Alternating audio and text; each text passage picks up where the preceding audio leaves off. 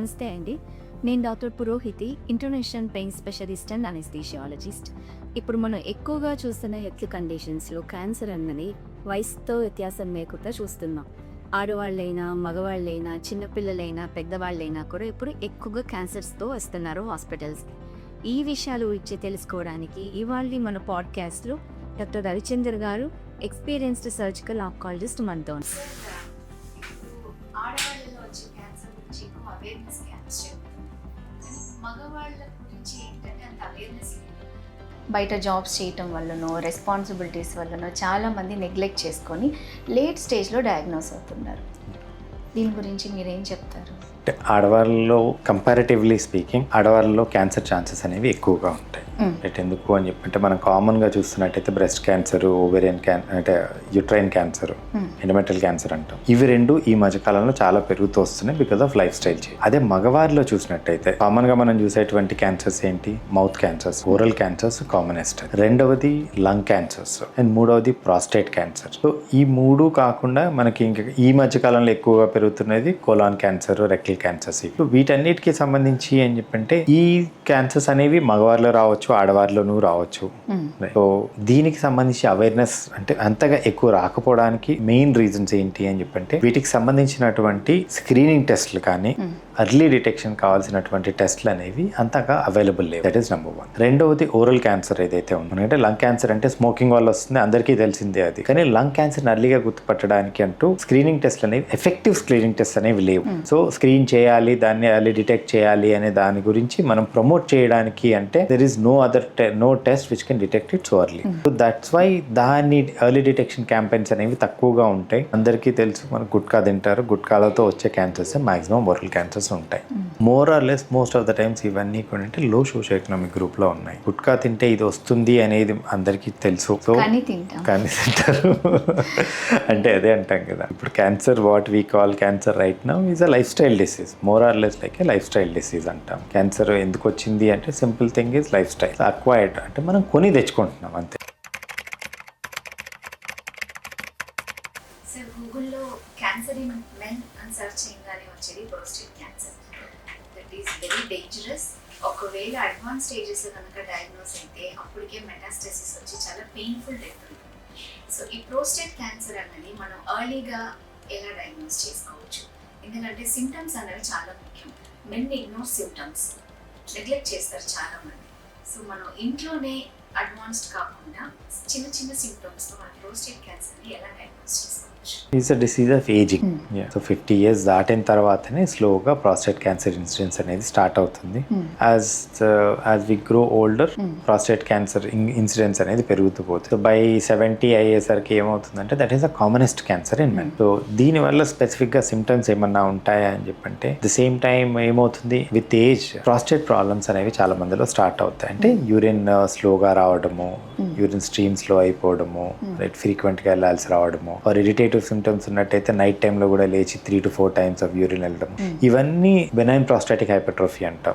So prostate size పెరగడం వల్ల వచ్చేటువంటి ప్రాబ్లమ్స్. ప్రాస్టేట్ క్యాన్సర్ లో కూడా more or less like similar symptoms ఉంటాయి ఎర్లీగా. So already known BPH patient ఉన్నారు, ప్రాస్టేట్ దానికోసం మెడిసిన్స్ తీసుకుంటున్న పేషెంట్స్ ఉన్నారు అనుకోండి, they may neglected thinking they are the same things అనుకో. సో ఇటువంటి వాళ్ళందరూ ఏంటి అని చెప్పంటే 50 years దాటిన తర్వాత prostate cancer is pretty much ఏంటంటే it has a very effective screening test, simple blood test, prostate specific antigen, PSA అంటారు.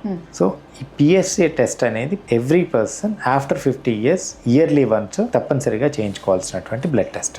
50 దాటిన తర్వాత ఎవ్రీ ఇయర్ కంపల్సరీ చేయించుకోవాల్సింది. సో ఎప్పుడు స్టాప్ చేయొచ్చు అని చెప్పంటే ఇది ఎప్పుడు స్టాప్ చేయడం అనేది లేదు, ఇది లైఫ్ లాంగ్ చేయించుకోవాల్సింది. ఎందుకంటే ఏజ్ పెరుగుతున్న కొద్దీ ప్రాస్టేట్ క్యాన్సర్ వచ్చే ఛాన్సెస్ అనేవి పెరుగుతూ పోతుంది. So you have to get it lifelong. అది సో పిఎస్ఏ పెరుగుతుంది అనగానే వెంటనే we follow it up. Ultrasound ఒకటి చేసి చూసుకోవడము, అవసరం అనుకుంటే ఎంఆర్ఐ కానీ, ఒకవేళ క్యాన్సర్ డయాగ్నోస్ అయితే పిఎస్ఎంఏ పెట్టని ఉంటుంది, అది చేసి అంటే ప్రాస్టేట్ స్పెసిఫిక్ గా చేసేటువంటి పెట్ స్కాన్ అనమాట. సో దీని ద్వారా మనం we can identify prostate cancer. Symptoms కాకుండా Yeah. ఇప్పుడు చాలా హెల్త్ చెకప్స్ వచ్చాయి, చాలా అవును. ఇన్వెస్టిగేషన్స్ వచ్చాయి, కానీ అందులో ఏంటంటే క్యాన్సర్ రిలేటెడ్ ఇన్వెస్టిగేషన్స్ అన్న ఉండవు. సో ప్రోస్టేట్ కి మనము డైరెక్ట్ గా చెప్పాలి అంటే ఏవి important investigations? One and only investigation PSA, PSC. Serum PSA అంట. ఓకే. అంటే పిఎస్ఏ స్లైట్ ఎలివేషన్స్ ఇవన్నీ మనం ఒక్కోసారి బెనైన్ ప్రాస్టేటిక్ హైపర్ట్రోఫీలో కూడా చూస్తాం. బట్ ఏంటంటే పిఎస్ఏ పెరిగింది అనగానే వెంటనే ఫర్దర్ ఎవాల్యుయేషన్స్ చేసుకోవాల్సి ఉంటుంది. సో ఆంకాలజిస్ట్ని కానీ లేదు యూరాలజిస్ట్ని కానీ కలిసినట్టయితే వెంటనే చెక్ చేస్తారు. సో తెలిసినట్టయితే ఫస్ట్ చేసేటువంటి టెస్ట్ ఏంటి? అల్ట్రాసౌండ్. అల్ట్రాసౌండ్ చేసి ప్రాస్టేట్ ఎలా ఉంది, ప్రాస్టేట్ సైజ్ ఏమైనా పెరిగిందా, ప్రాస్టేట్ లోపల ఏమైనా చిన్న చిన్న గడ్డలాగా కనపడుతున్నాయా, ఇవి మనకు అల్ట్రాసౌండ్ లో తెలిసిపోతుంది. తెలిస్తే ఒకవేళ ఏమైనా డౌట్ఫుల్ అనిపించినప్పుడు అటువంటి కేసెస్ లో మనం ఏంటి ట్రస్ట్ గైడెడ్ బయాప్సీ అనేది ఒకటి చేస్తాం. ట్రాన్స్ట్రక్ట్ అల్ట్రాసౌండ్ తోటి నీడిల్ టెస్ట్ చేస్తారనమాట. ఆ నీడిల్ టెస్ట్ లో మనకు క్యాన్సరా కాదా అనేది కన్ఫర్మేషన్ వస్తుంది. సో ఇది కామన్ గా అటువంటి చేసేటువంటి. లంగ్ క్యాన్సర్స్ లో ఇంపార్టెంట్ సిమ్టమ్స్ ఏముంటాయి సార్? ఇప్పుడు లంగ్ క్యాన్సర్ తీసుకున్నట్టయితే కామన్ గా మనం చెప్పేది ఏంటి? కాఫ్ అంటాం. సో కాఫ్ కనుక 3 to 4 వీక్స్ అయినా కూడా తగ్గనట్టయితే అంటే ప్రాబ్లం ఏంటి? ఈ స్మోకర్స్ అన్నిట్లో కూడా సిఓపిడి ఉంటుంది. సిఓపిడి ఉండడం వల్ల ఏంటి? వాళ్ళకి దగ్గుతూనే ఉంటారు, చేస్తారు. సో వాళ్ళకి అలవాటు అయిపోయినట్టుగా ఉంటుంది. అట్లా కాకుండా న్యూ ఆన్సెట్ కాఫ్, కొత్తగా ఎవరికైనా కాఫ్ స్టార్ట్ అయింది 3-4 వీక్స్ అయింది తగ్గలేదు అనుకుంటే ఒకసారి అయితే చెక్ చేయించుకోవాలి. That is the first symptom. రెండవది మనకు డ్రామాటిక్ గా చూపిస్తూ ఉంటారు లేదు బ్లడ్ పడ్డము తగ్గితే ఇట్లా అనేది. తగ్గినప్పుడు బ్లడ్ పడ్డం అనేది చాలా రేర్ గా కనపడుతుంది. అండ్ దట్ ఎప్పుడు కనపడుతుంది? మనకేంటి ఊపిరితిత్తులకి వెళ్ళేటువంటి శ్వాస నాళాల్లో గనక క్యాన్సర్ ఉన్నట్టయితే అప్పుడు మనకు తగ్గినప్పుడు బ్లడ్ వస్తుంది. అది కాకుండా ఊపిరితిత్తులో సైడ్ లో ఏదో చిన్న గడ్డు ఉన్నప్పుడు మనకు అదేం తెలియదు కదా. తగ్గినప్పుడు బ్లడ్ పడ్డది అని చెప్పంటే తప్పనిసరి that is a danger sign. కానీ చాలా కొద్ది పేషెంట్స్ లో మాత్రమే చూస్తాం. కామన్ గా చూసేది ఏంటి? కాఫ్, ఆయాసం రావడము, వాయిస్ చేంజ్ కావడం, హోర్స్నెస్ ఆఫ్ వాయిస్ అంటే గొంతు బొంగురు పోవడము, ఇవి మనం కామన్ గా చూసేటువంటి symptoms. Anything more than 3 to 4 weeks తప్పనిసరిగా టెస్ట్ చేయొచ్చు, డాక్టర్ ని కలవాలి. ఈ ఇంపార్టెంట్ ఇన్వెస్టిగేషన్స్ అంటే లంగ్ క్యాన్సర్ లో ఏం చెప్తారు? లంగ్ క్యాన్సర్ ఏంటి అంటే స్క్రీనింగ్ టెస్ట్లు అంటాం. అంటే స్క్రీనింగ్ టెస్ట్లు అంటే ఏంటి? మనం క్యాన్సర్ రాకముందే మనం గుర్తించడానికి చేసేటువంటి పరీక్షలు. అంటే precancerous conditions or very early cancer గుర్తించడానికి చేయాల్సిన ఇవన్నీ ఎటువంటి సిమ్టమ్స్ లేని పేషెంట్స్ చేయించుకోవాల్సిన టెస్ట్ ఏంటి అంటే లోడోస్ సిటీ స్కాన్ అంటాం. ఇది ఎవరు చేయించుకోవాలి? ఎందుకంటే లోడోస్ సిటీ స్కాన్ అనేది is indicated only for high risk patients. అంటే ఏంటి? 10 ప్యాక్ ఇయర్స్ అంటాం. అంటే 10 ఏళ్లుగా డైలీ 1 ప్యాక్ సిగరెట్ తాగేవాళ్ళు 1 pack per day for 10 years అయింది అంటే ఇటువంటి వాళ్ళందరూ తప్పనిసరిగా స్క్రీనింగ్ చేయించుకోవాలి. When we say 10 pack years అన్నాం అనుకోండి, కొంతమంది హెవీ స్మోకర్స్ ఉంటారు, వాళ్ళు ఏంటి రోజుకి 2 ప్యాక్లు కూడా తాగేస్తారు. సో అట్లాంటప్పుడు వాళ్ళు 5 years కి ఆ 10 ప్యాక్ ఇయర్స్ అనేది కంప్లీట్ అయిపోతుంది కదా. ఇట్లా అయిన వాళ్ళందరూ కూడా ఇయర్లీ వన్స్ లోడో సిటీ స్కాన్ అంటాం, అది తప్పనిసరిగా చేయించుకోమని చెప్తాం. సో ఇది హెవీ స్మోకర్స్ కి సంబంధించినటువంటి టెస్ట్లు స్టార్ట్. అది కాకుండా మిగతా వారు ఎవరైనా ఉన్నట్టయితే కనుక ఇంతకుముందు ఎక్స్ప్లెయిన్ చేసినటువంటి సిమ్టమ్స్ ఏవైతే ఉన్నాయో, cough for more than 3 to 4 weeks, hoarseness of voice, breathlessness, ఇవన్నీ ఉన్నట్టయితే డాక్టర్ని కన్సల్ట్ చేసి చేయాల్సిన ఫస్ట్ టెస్ట్ జనరల్గా ఎక్స్రే చెప్తారు. But unfortunately X ray is not a sensitive investigation for lung cancer. ఎందుకంటే ఎక్స్రేలో మనకు కనపడాలంటే కనీసం 2 centimeter సైజ్ ఉన్న గడ్డ కానీ మనకి ఎక్స్రేలో తెలియదు.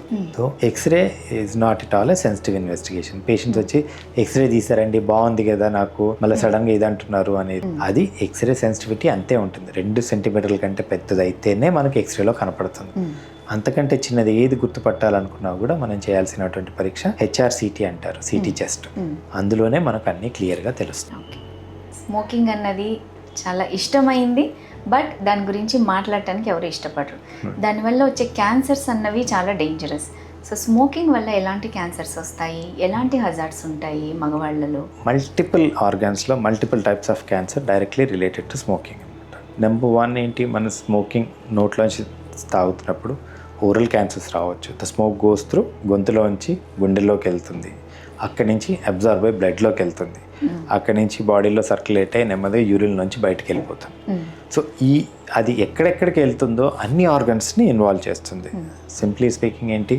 Mouth cancer, throat cancer and lung cancer, ఇవన్నీ మనకు అంటే గొంతు క్యాన్సర్, లంగ్ క్యాన్సర్, ఇవన్నీ మనకు కామన్గా తెలిసినవి.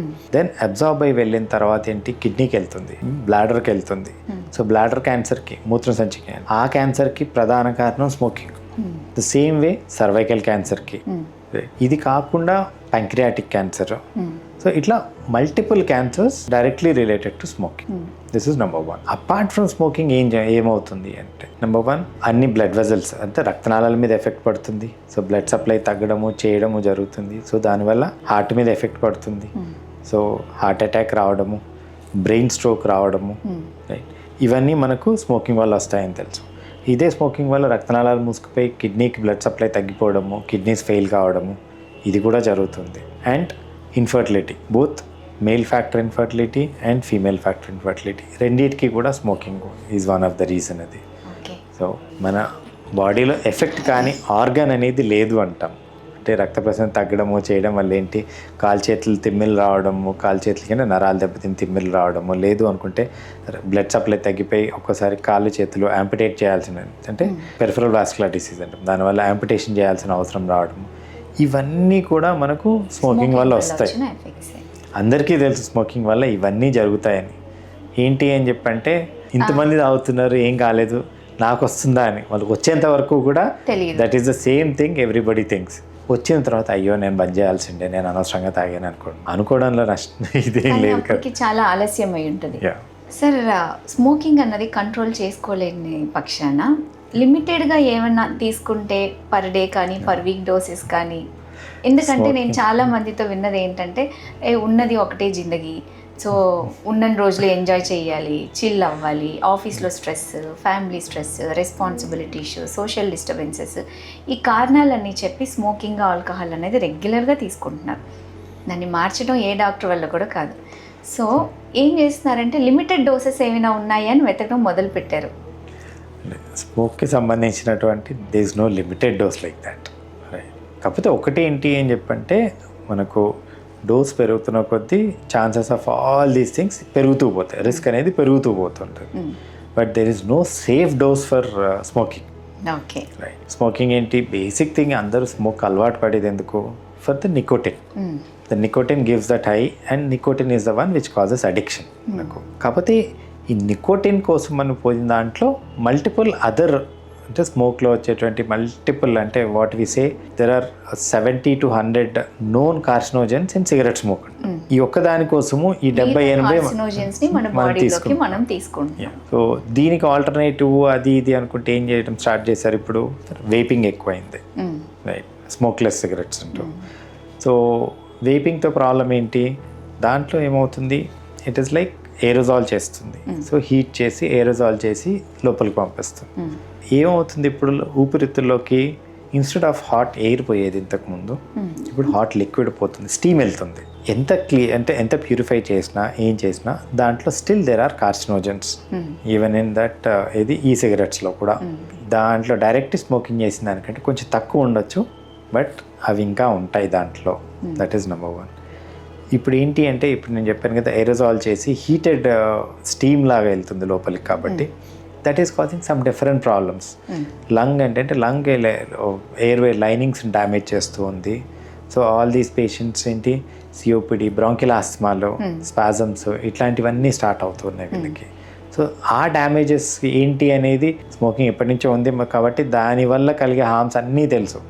వేపింగ్ వల్ల ఈ హార్మ్స్ ఉన్నాయి అనేది ఏంటి, ఇవి మన ఎర్లీ ఏవైతే డ్యామేజెస్ ఉన్నాయో అవన్నీ ఇప్పుడు అందరికీ తెలుస్తున్నాయి.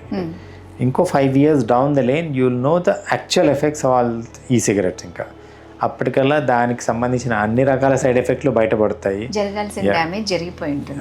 ఇప్పుడు మన ఈ జనరేషన్లో మన డైట్ స్టైల్ అనేది చాలా మారిపోయింది సార్. ఎక్కువ డీప్ ఫ్రైడ్ ఫుడ్ తింటాం, ఎప్పుడు నాన్ వెజ్ తినటం. సో న్యూట్రిషియస్ ఫుడ్ అనేది తగ్గిపోయింది, స్పాయిలింగ్ ఫుడ్ అనేది పెరిగింది. దీనివల్ల కొలానిక్ క్యాన్సర్స్ అన్నవి ఎక్కువ చూస్తున్నాం. సో ఈ కొలానిక్ క్యాన్సర్స్ ఉన్నప్పుడు ఎలాంటి సిమ్టమ్స్ ఉంటాయి, వీటిని మనం ఎలా డయాగ్నోస్ చేసుకోవచ్చు?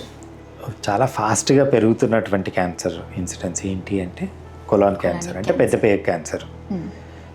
It's a disease of what we call urbanism అంటాం. అంటే అర్బన్ లైఫ్ స్టైల్కి వచ్చిన కొద్దీ, వెస్ట్రన్ లైఫ్ స్టైల్కి వెళ్తున్న కొద్దీ పెరుగుతున్నటువంటి క్యాన్సర్స్. సో దీంట్లో ఏంటి రిస్క్ ఫ్యాక్టర్స్ ఎందువల్ల వస్తుంది చేస్తుంది అని చెప్పంటే, నెంబర్ 1 అన్నిటికంటే commonest thing we say is diet. So diet అంటే high fat fried foods and barbecued అంటారు కదా, ఆ బార్బెక్యూ చేసినటువంటి ఫుడ్స్, ఇది నెంబర్ 1 అండి. రెండవది లో ఫైబర్. ఎందుకు అని చెప్పంటే ఈ ఫైబర్ అనేది ఎప్పుడు కూడా మనకు ప్రొటెక్టివ్ ఉంటుంది. సో ఎట్లా ప్రొటెక్టివ్, నెంబర్ 1 బవల్ మూమెంట్స్ ఫ్రీగా కావడానికి హెల్ప్ చేస్తుంది. అట్ ది సేమ్ టైం మనం తినే ఆహారంలో ఎటువంటి అంటే కార్సినోజన్స్ అంటాం అనమాట, క్యాన్సర్ కాజ్ చేసేటువంటి కెమికల్స్ ఏవి ఉన్నా కూడా ఇది ఫ్యాట్ అబ్జార్బ్ చేసుకుంటుంది.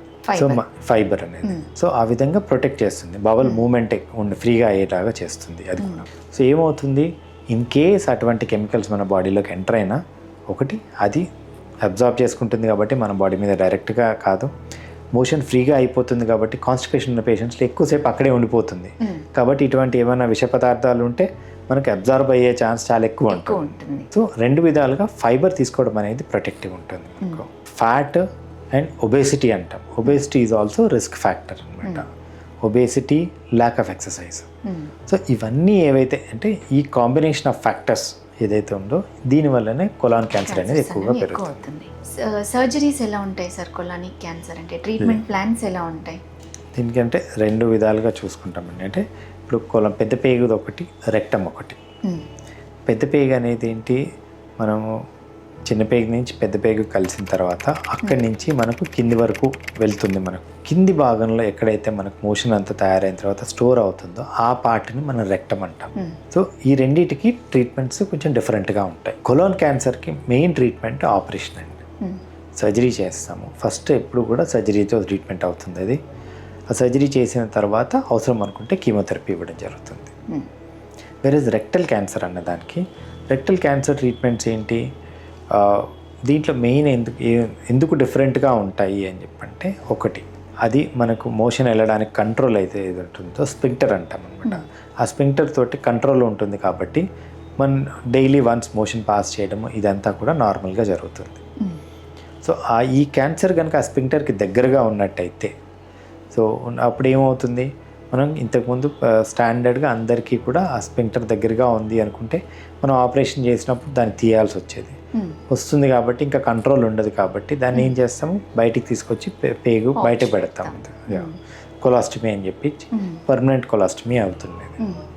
సో ఇప్పుడు ట్రీట్మెంట్ మొడాలిటీస్ చాలా చేంజెస్ వచ్చాయి కాబట్టి, అంటే దీన్ని అటువంటిది కాకుండా ఇంతకు ముందులాగా నార్మల్ వేలో, నార్మల్ పద్ధతిలో వెళ్ళడానికి, జాయిన్ చేయడానికి, లోపలికి చేయడానికి ముందుగా జబ్బును తగ్గించుకొని దాని తర్వాత ఆపరేషన్ ద్వారా చేయడం అనేది.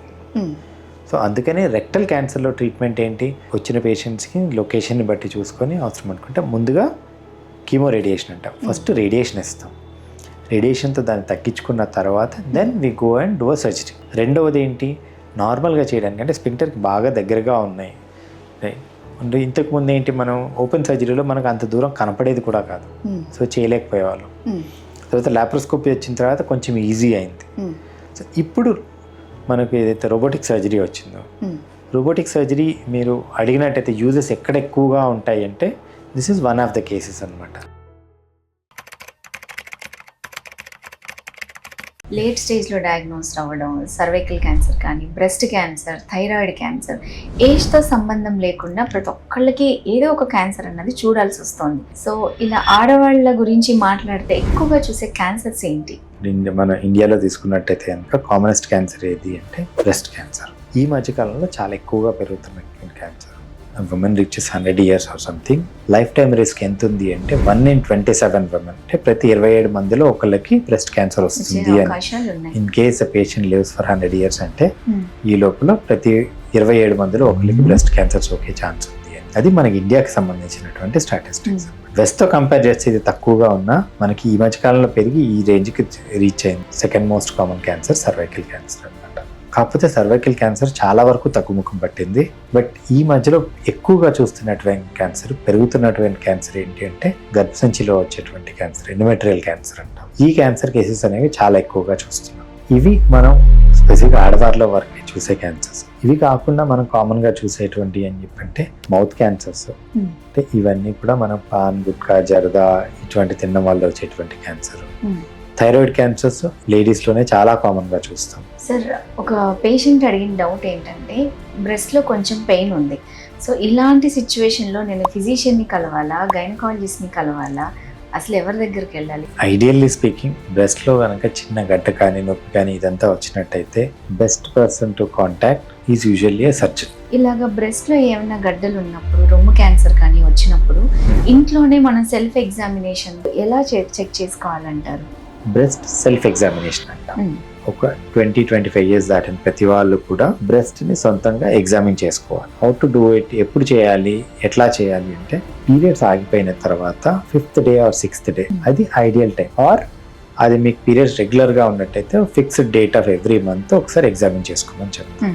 ఎగ్జామినేషన్ ఎప్పుడు చేసుకోవాలి, ఎట్లా చేసుకోవాలి? First thing is inspection. ముందు చూడాల్సి ఉంటుంది. చూడటము అంటే అద్దం ముందు నించొని చూసుకోవాలి 2 బ్రెస్ట్ సైజెస్ ఎట్లా ఉన్నాయి, నిప్పుల్ సైజెస్ ఎట్లా ఉంది, అంటే ఒకటి నిప్పుల్ లోపలికి వెళ్ళడం కానీ అట్లా నిప్పులు గుంజేసినట్టు కావడం కానీ ఇటువంటివి అన్ని చేంజెస్ ఉన్నాయా, స్కిన్ ఎట్లా ఉంది, స్కిన్ ఎక్కడైనా ఒక చోట లోపల గుంజినట్టుగా ఉండడం ఇటువంటివి ఏమైనా ఉన్నాయా అనేది చూసుకోవాలి. నెక్స్ట్ ఏంటి, స్ట్రైట్ గా నించోడమే కాకుండా సెకండ్ స్టెప్ లో ఏం చేయాలంటే చేతులు పైకెత్తినప్పుడు బ్రెస్ట్ కూడా ఇట్లా పైకి లేచినట్టు అవుతుంది. సో ఒక్కోసారి ఏమవుతుంది, లోపలికి బ్రెస్ట్ డీప్ గా ఉన్నటువంటి గట్లు ఏమన్నా ఉన్నట్టయితే అక్కడ పట్టేసినట్టు ఉంటుంది. నార్మల్ చూసినట్టు అనిపించవచ్చు, చేతులు పైకి లేచినప్పుడు ఒక చోట చర్మం లోపలికి గుంజినట్టు కావచ్చు. సో ఇటువంటివి అబ్జర్వ్ చేయాల్సి ఉంటుంది. ఇది ఇన్స్పెక్షన్ అంటాం, అంటే ఫస్ట్ చూసి చేసేది. నెక్స్ట్ స్టెప్ ఏంటి అని చెప్పంటే ఫీల్ అయ్యి చేసేది అనమాట, పాల్పేషన్ అంటాం. దీనికి బెస్ట్ ఏమంటాము, స్నానం చేస్తున్నప్పుడు చేసుకోవడం ఈజ్ అ బెటర్ ఆప్షన్. మనం హ్యాండ్ అంతా ఫ్రీగా all around the breast each part అనమాట.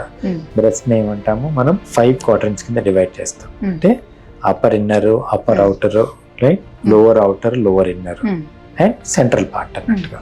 ఈచ్ ప్లేస్ ని ఒకసారి ఫింగర్స్ అన్ని స్ట్రైట్ గా పెట్టుకొని ఇలా స్లోగా ఆల్ రౌండ్ సర్కిల్స్ లాగా రబ్ చేస్తూ అన్ని ఏరియాస్ ని ఒకసారి చెక్ చేయాలి. అట్లా చేస్తున్నప్పుడు ఏదైనా గట్ట తగిలినట్టయితే then you have to consult your doctor. Chest X ray, lung cancer ఉన్నప్పుడు చెస్ట్ ఎక్స్రే తీస్తే మినిమం ఒక 2 సెంటీమీటర్లు ఉంటేనే క్యాన్సర్ అనేది డిటెక్ట్ అవుతుందని చెప్పారు. మరి బ్రెస్ట్ డిటెక్ట్ చేయడానికి బ్రెస్ట్ క్యాన్సర్స్ లో మ్యామోగ్రామ్ లో కూడా ఇలా ఏమన్నా ఇండికేషన్ ఉంటుందా సార్? మ్యామోగ్రామ్ లో ఏం చూస్తాం మనము అని చెప్పంటే there are 3-4 ఫీచర్స్ చూస్తాం అనమాట. అంటే మైక్రో క్యాల్సిఫికేషన్స్ అంటాం, చిన్న స్పాట్స్ లాగా కనపడతాయి, మనకు గడ్డ తయారు కాకముందే కనపడతాయి. మ్యామోగ్రామ్ లో మనం ఏం చూడాలని ట్రై చేస్తున్నామంటే కార్సినోమా ఇన్ సిటు అంటాం. ఆ స్టేజ్ లోనే ఈ మైక్రో క్యాల్సిఫికేషన్స్ అనేవి కనపడతాయి అనమాట. సో గడ్లాగా రాకముందే మనం early stage pre cancerous condition లో ఉన్నప్పుడు గుర్తించడానికి చేసే test mammogram. Good explanation sir. అయితే నెక్స్ట్ క్యాన్సర్ సర్వైకల్ క్యాన్సర్. ఇప్పుడు చాలా మందిలో చూస్తున్నాం, అర్లీగా కనుక్కుంటే ఓకే, లేట్ గా కనుక్కున్నామంటే అప్పటికే ఆ క్యాన్సర్ వెన్నెముకకి, బోన్స్ కి, మిగతా అవయవాలకు అంతా స్ప్రెడ్ అయిపోయి పేషెంట్ లేట్ స్టేజ్ లో రావటం. సో ఈ సర్వైకల్ క్యాన్సర్ ని మనం అర్లీగా ఎలాంటి సిమ్టమ్స్ ఉంటాయి, ఎలా కనుక్కోవచ్చు, ఎలాంటి టెస్ట్లు చాలా ముఖ్యమైనవి మనం చేసుకోవడానికి? సర్వైకల్ క్యాన్సర్ అనేది ప్రీవియస్లీ కామనెస్ట్ క్యాన్సర్ ఉండేది మనకు.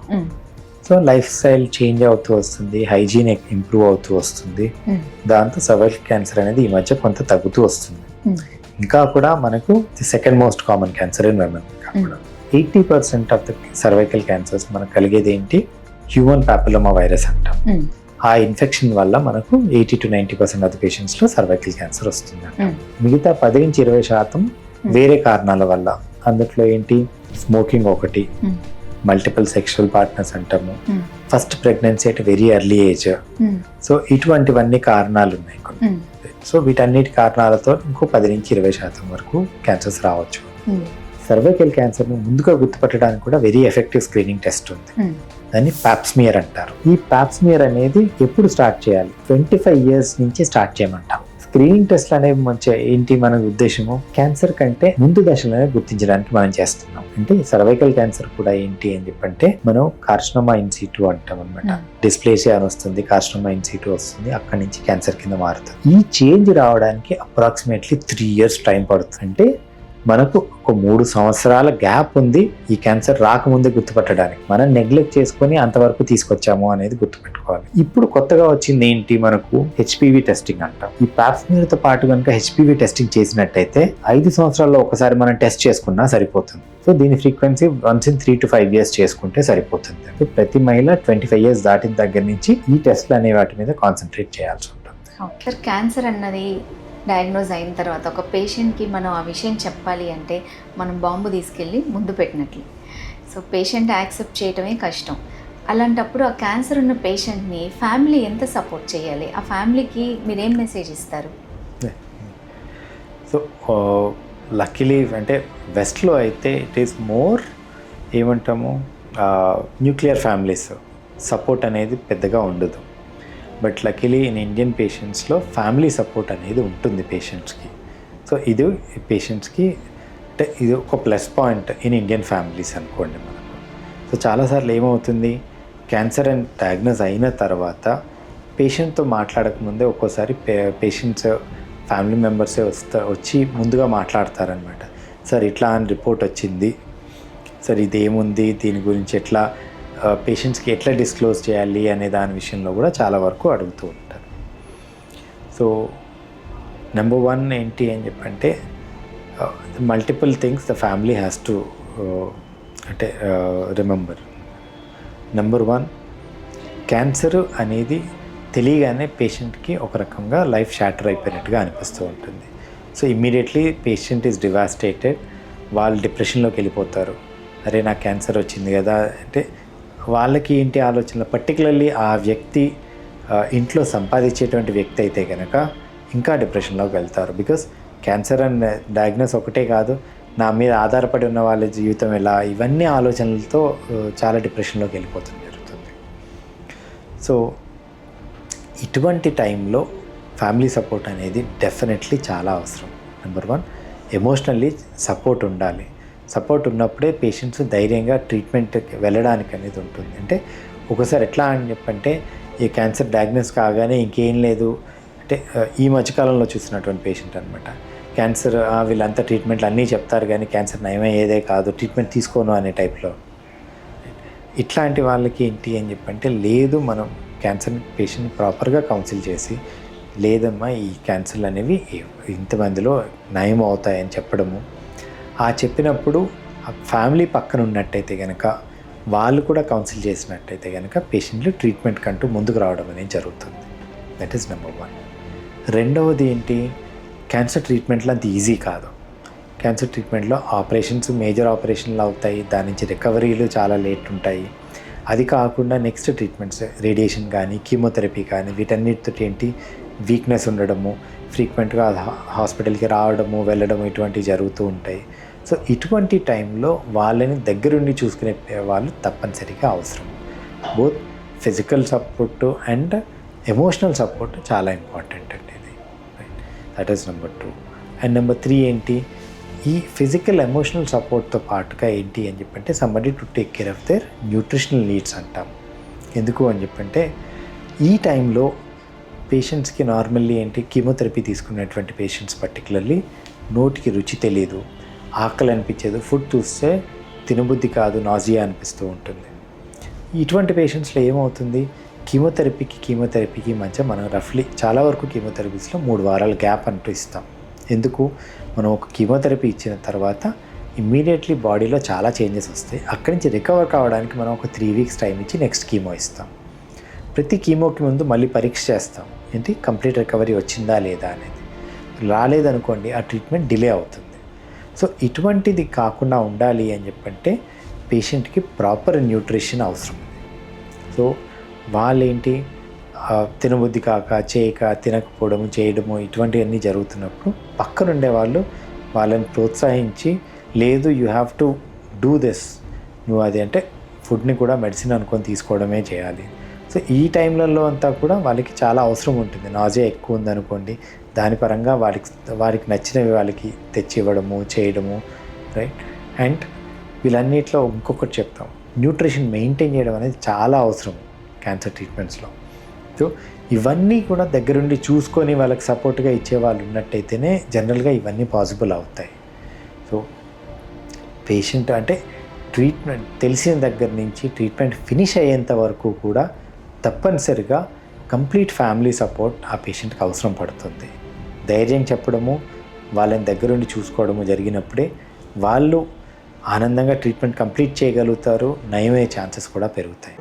చూశారు కదండి, ఈ పాడ్కాస్ట్ క్యాన్సర్ గురించి ఎలా డయాగ్నోస్ చేసుకోవాలి, మనం లేట్ స్టేజ్లో డిలే చేసుకోకుండా మనం ప్రాణాలు ఎలా కాపాడుకోవచ్చు, ఈ క్యాన్సర్ డయాగ్నోస్ అయినప్పుడు ఎలాంటి సర్జరీస్ ఉన్నాయి అన్నీ ఎక్స్పీరియన్స్డ్ సర్జన్, నా ట్రస్టెడ్ సర్జన్ డాక్టర్ రవిచంద్ర గారితో డిస్కస్ చేశాం. మీకు ఇంకా ఏమైనా డౌట్స్ ఉంటే కనుక కామెంట్ సెక్షన్లో అడగండి. ఆ డౌట్స్తో మళ్ళీ డాక్టర్ రవిచంద్ర గారిని మళ్ళీ కలుద్దాం. Thank you.